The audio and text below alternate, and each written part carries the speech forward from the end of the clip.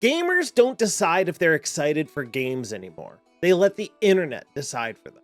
We've completely lost the ability to go into games blind. And it's honestly turned into a spectator sport. Because before people play a game, they watch somebody else play it. And before they decide they're gonna buy it, they let Twitter reach a verdict on whether it's good or not. We've completely lost the ability to think for ourselves as gamers. We watch Metacritic and opencritic like a hawk, hoping that the game that we're slightly interested in, because some of our favorite content creators have told us it could be the potentially greatest thing ever released, we have to see if a review proves their point. And if the review doesn't prove their point, well, that's because reviewers are paid off and everybody is just being paid to give either a great score or a bad score, because it's either the woke media that's telling them that this game needs to die, or it's the people who actually know what's going on and they're paying them to give it the best review ever because this game deserves the spotlight. Nobody can think for themselves anymore. Everybody needs somebody to tell them what to do, what to think, what to play, what not to play, what to hate, and what game deserves to die. And it's why so many people are begging, hoping, praying that Marathon shuts down this year and that Bungie is completely closed down because Destiny died for Marathon. Or that's at least what they think, because that's what people are telling them. Meanwhile, the truth of the matter is that Bungie has just been mismanaged for years and they don't know what the fuck they're going on there. And PlayStation was completely misled when it came to the acquisition. It's not some woke agenda that's being pushed. It just happens to be a bunch of developers that are being led by an absolute morons that are sending them down the wrong path. Destiny simply cost way too much and they weren't making enough money. So it didn't make enough sense for them to continue down that path. And people will claim, well, look at the daily active users. There's so many people playing. Yes, that was an attempt to apparently revive the game, but they haven't had those kind of numbers in years. And the only time they do is when they release a big DLC, which of course costs a lot of money and time to develop. So it was time for them to move on. Try something that would take up less of their resources and they could put out a better, hopefully, product. It just didn't turn out that way. You don't need somebody to tell you that. You can use your eyes and you can use your ears and you can use your brain to figure that out for yourself. The same way that you could figure out all these games for yourself. When I sit down and I look at a lot of the games coming out, I am absolutely blown away by what I'm seeing. There are so many great games coming out on such a consistent basis that there's simply too many games to play. And you'll have people tell you that games are dead. There's nothing to play. If you like this game, you're a goddamn idiot. If you don't like this game, well, that's because you're a woke libtard moron and you clearly only like bad games. Or if you don't like Palworld because realistically Palworld is kind of mid, well then obviously that means you're a corporate slave to Nintendo and that you worship Pokemon and that you're obviously brainwashed because Palworld is the greatest thing to ever exist. Clearly, it's got 900,000 Kukura players. Why do you need somebody to tell you that? Why can't you just think for yourself? What happened to everybody? Like, okay, I get it. Realistically, here I am, a content creator telling you about games, you know, informing you about the gaming news, kind of influencing you one way or another, realistically, based on my opinion. But you don't have to just blindly believe everything that I say. You can think for yourself. You could push back. You could say, no, I think, hey, Scasm, I think everything you say is fucking stupid and I think you're fucking stupid.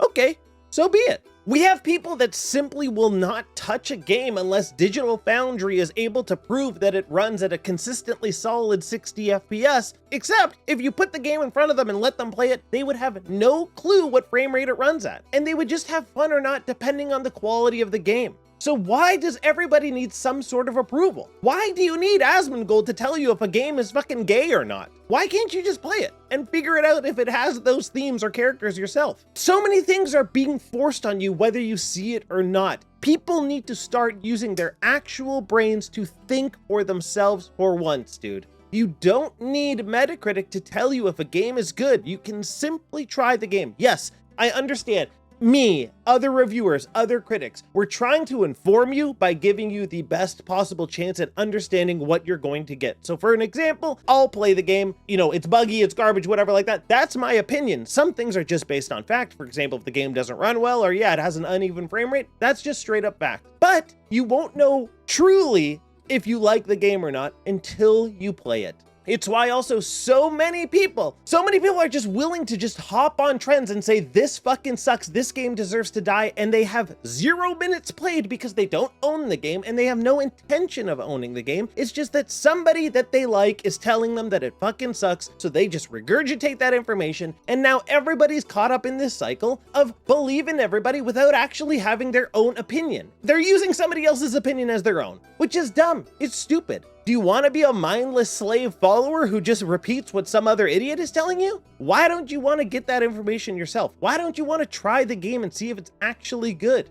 It's the same type of people who sit down and they only follow builds. And then they play like Path of Exile 2 and they're like, oh, this is a mega awesome, like my character's super professional, the best character ever, blah, blah, blah, blah. It's like, yeah, but you didn't figure that out. You pulled an Elon Musk and you just followed whatever fucking build you found, and now you don't know what the fuck's going on, and like, it just sucks the fun out of it. Why not experience it for yourself?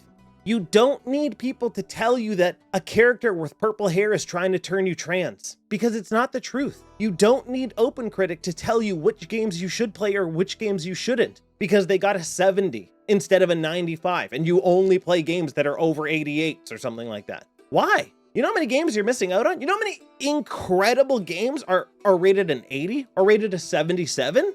Mixed reviews. Some people like it, some people don't. But what you see is that final number, and that's all people get locked in on.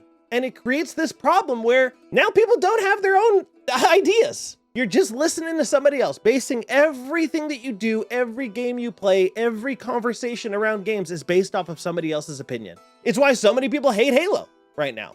Fuck this remake. Garbage. Shit game. Oh, all they're trying to do is cause issues with Xbox and PlayStation. Oh, it's a fanboy thing. Oh, it's console wars.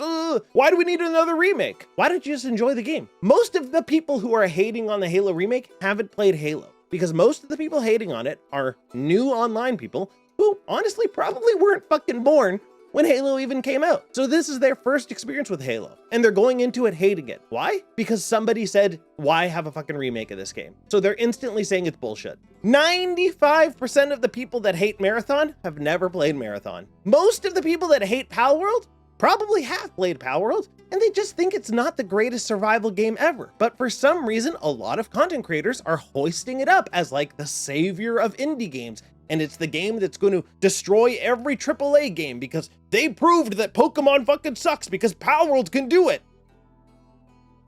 They ripped off the art style of Pokemon and they copied a bunch of mechanics from other popular games and they threw it together into a survival game. Yeah, it's fun. It's fun with your friends. Is it the best game ever? No.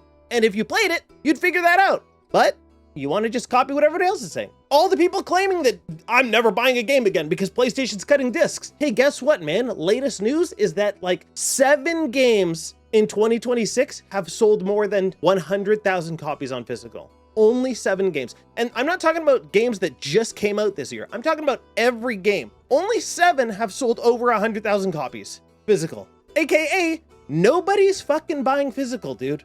Nobody. So it's done, dude. That's why they're cutting physical production. It's not because they hate you. It's not because they want to take your rights. It's not because they want to push this, you're in their ecosystem forever now and they own your soul and your life and your wallet and every single thing you do. It's simply a cost-cutting measure, dude. There is no reason for them to keep producing discs if nobody's buying them. You don't need somebody to tell you that you're giving up your life to PlayStation. You don't need somebody to tell you that you're the worst person in the world now because you don't own anything. You're just renting licenses. They could take away your library at any second.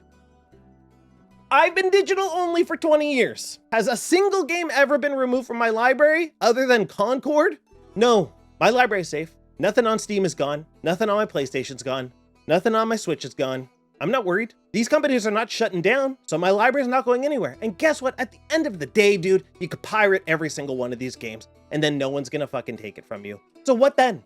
It's all bullshit. People are just spewing bullshit to get you believe whatever the fuck they want you to believe. But when you just use your brain, what you can get down to it is that there are tons of great games to play. There are tons of great conversations that you could be part of without going into it with already an ingrained opinion that is crazy in your brain. We don't need to be influenced by every single review that opencritic and metacritic has. You can just play games and enjoy them. We need to stop relying on people telling us things and we need to start thinking for ourselves. And yes, that's me telling you something and that I want you to listen to what I'm saying.